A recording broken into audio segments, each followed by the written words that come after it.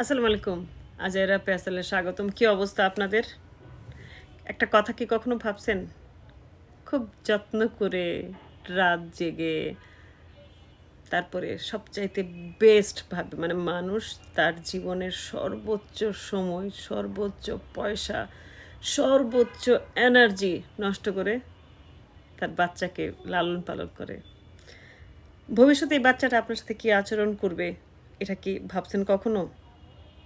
দেখেন, আমি, আপনি কারো বাচ্চা ছিলাম। আমরা বাবা মার সাথে কেমন করছি, আমাদেরও বাচ্চা আছে, তারা আমাদের সাথে কেমন করবে, তারা কি আমার মতোই যত্নশীল হবে যতটা যত্নে আমি ওদের লালন পালন করছি? একবার কি ভাবছেন?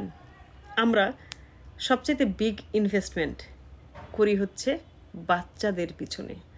নিজে ভালো খাবো, এটা লেগ পিস খাবো, না না না আমি তো আসলে লেগ পিস খাবো না, তখন মার মনে ভাববে, ভেসে ওঠে, বাবার মনে ভেসে ওঠে, থাক বাচ্চা খাবেন, আচ্ছা ঠিক আছে, নিজেরা গরমে কষ্ট করবো, আচ্ছা ঠিক আছে, বাচ্চা একটু ভালো থাকুক। দেখেন, আমাদের যারা আমরা মা বাবা, তারা হচ্ছে জীবনের সর্বোচ্চ সর্বোচ্চ শখ, আহ্লাদ।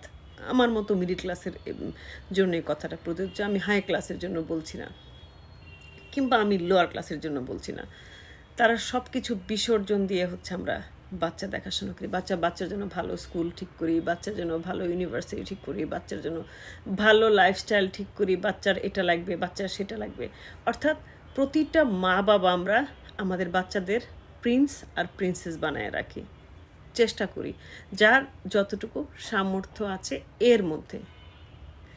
ভবিষ্যতে যখন এই বাচ্চাটা আপনাকে বলবে, আপনি আশা করতেছেন, আমি আশা করতেছি, এরা আমরা যেমন এদেরকে প্রিন্স আর প্রিন্সেস বানায় মানে মানুষ করছি, এরা আমাদের সাথে সেম অ্যাটিটিউড করবে যখন আমার বাচ্চার দরকার পড়বে।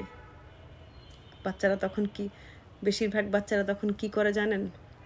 তারা নিজের লাইফ গোছানোর ধান্দা করে। উফ, বাবা মা বোরিং।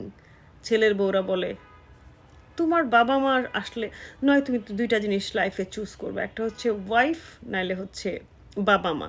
এখন চুজ হচ্ছে তোমার।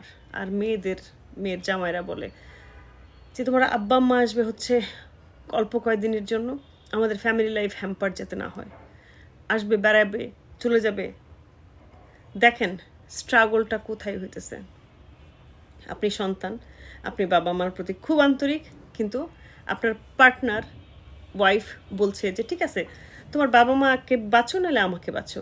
ওদিকে আপনার হাজব্যান্ড বলতেছে যে তোমার বাবা মা আসবে, আচ্ছা আসবে, বেড়াবে, চলে যাবে, তো সেটা আমার ফ্যামিলি লাইফ যেন কোনো রকমই প্রবলেমে না পড়ে কিংবা হ্যাম্পার না হয়, আমার বাচ্চাদের পড়াশোনা যাতে ডিস্টার্ব না হয়।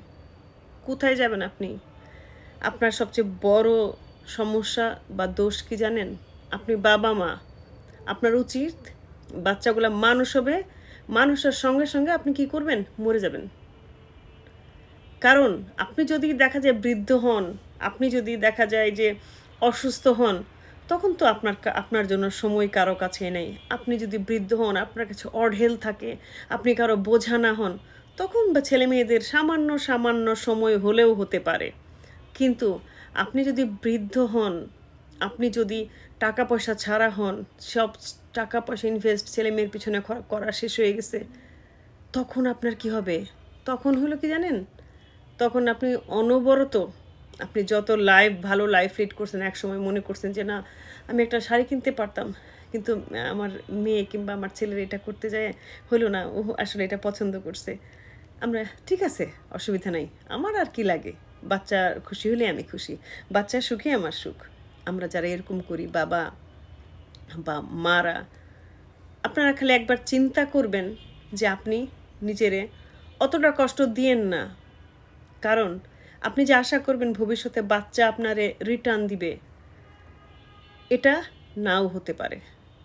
সে পর্যন্ত আপনি বেঁচে থাকতে না পারেন, কিংবা সেই রিটার্ন দেওয়ার মন মানসিকতা থাকা সত্ত্বেও আপনার বাচ্চা হয়তো বা রিটার্ন দিতে পারছে না, কোনো কারণে হয়ে উঠছে না। তাই আপনার প্রতি আমার মেসেজ হলো, নিজেকে ভালোবাসুন, সন্তানকে অতটুকুই দেন যতটুকু হচ্ছে তার প্রয়োজন, কিংবা যতটুকুতে আপনি মানুষ হইছেন, আমরা যারা মানে দেখা গেছে যে এই দশকের না, যারা সরকারি স্কুল, সরকারি কলেজ, সরকারি ইউনিভার্সিটিতে পড়াশোনা করছি, আমাদের পিছনে বাবা মার ছিল একদম ন্যূনতম খরচ।